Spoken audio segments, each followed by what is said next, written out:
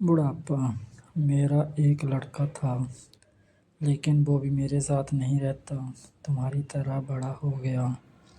اب اس کو ماں کی ضرورت نہیں۔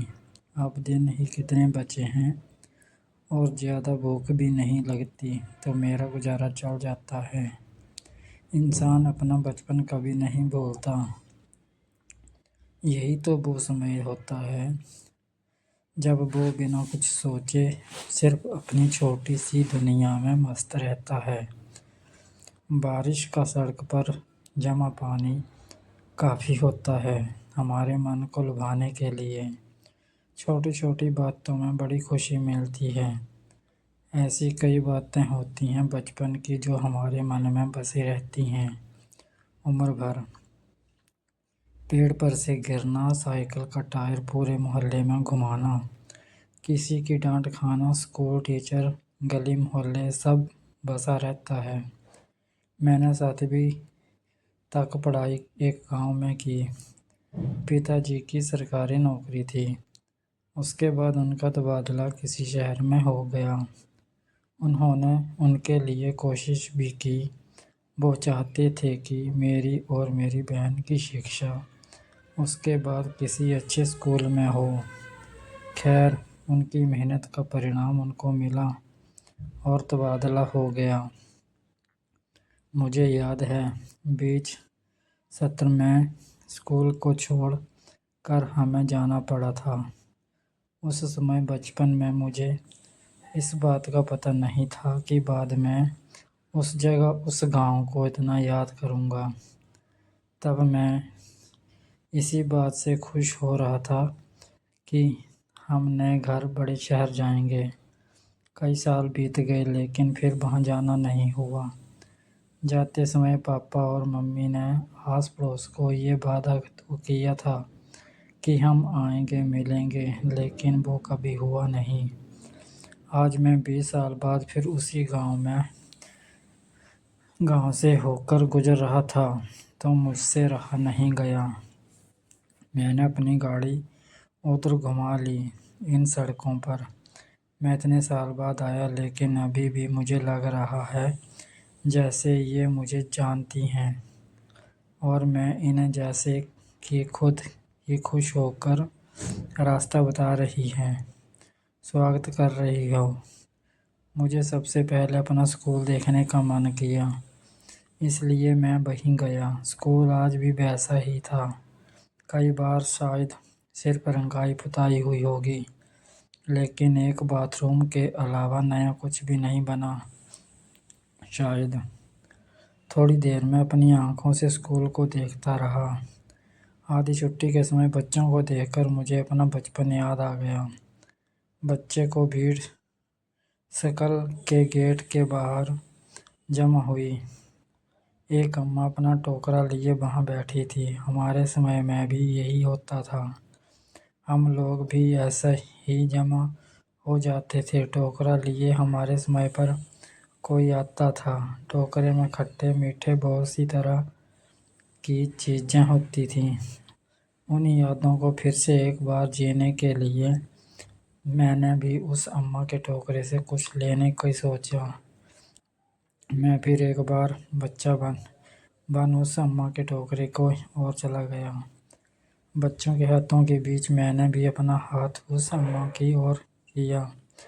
اماں نے اوپر منہ کر مجھے دیکھا اور پوچھا کہ کیا چاہیے۔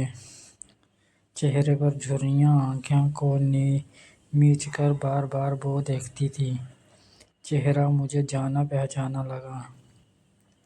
میں نے پہچانا کہ یہ وہی ہے جو ہمارے سمے پر بھی آتی تھی، پہلے سے زیادہ بوڑھی ہو گئی تھی، اس لیے مجھے پہچاننے میں تھوڑا سمے لگا۔ اتنا سمے بیت گیا لیکن آج بھی یہ اسی اسکول میں باہر اپنا ٹوکرا لیے آتی ہے۔ یہ سوچ کر مجھے تھوڑا آشچر ہوا۔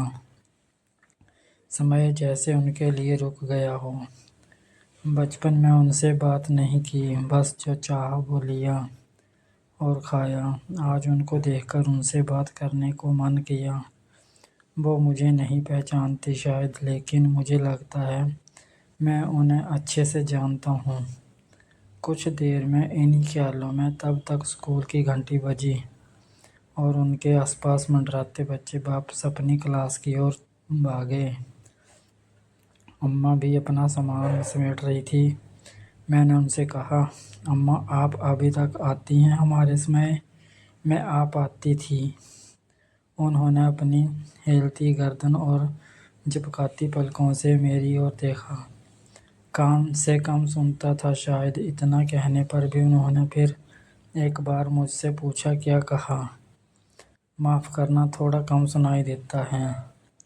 میں نے پھر وہی بات دہرائی۔ اماں کو سن کر بہت اچھا لگا، بہت خوش ہوئی۔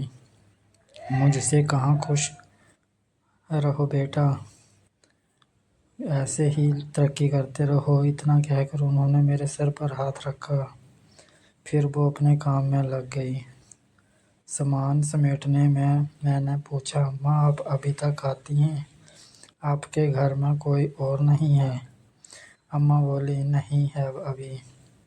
میرا ایک لڑکا تھا لیکن وہ ابھی میرے ساتھ نہیں رہتا۔ تمہاری طرح بڑا ہو گیا ہے نا، تو اب اس کو ماں کی ضرورت نہیں۔ لیکن مجھے کوئی دقت نہیں، وہ خوش رہے بس۔ میرے اب دن ہی کتنے بچے ہیں اور زیادہ بھوک بھی نہیں لگتی، تو میرا گزارا چل جاتا ہے۔ کبھی اسکول کے باہر، کبھی پاس کے بازار میں جتنا ہوتا ہے کرتی ہوں، اور پھر یہاں آتی ہوں تو ان بچوں کو دیکھتی ہوں تو مجھے اچھا لگتا ہے۔ اپنی بات ختم کرتے ہی انہوں نے کہا، اچھا بیٹا، خوش رہو۔ اتنا کہہ کر وہ جانے لگی۔ اس عمر میں انہیں دیکھ کر مجھے ایسا لگا کہ انہیں کوئی امید نہیں ہے، نہ ہی کسی سے کوئی شکایت۔ وہ ان کے بیٹے کے بارے میں نے سوچا کہ اور پوچھوں، لیکن پھر میں نے یہ سوچ کر نہیں کیا کہ کیا پتہ انہیں تکلیف ہو۔ میں نے انہیں روکا اور انہیں کچھ روپے دینا چاہا۔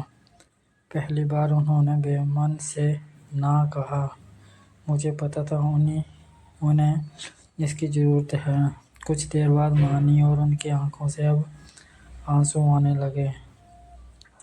اس عمر یہ سب دیکھنا کتنا پیڑا دائک ہوگا۔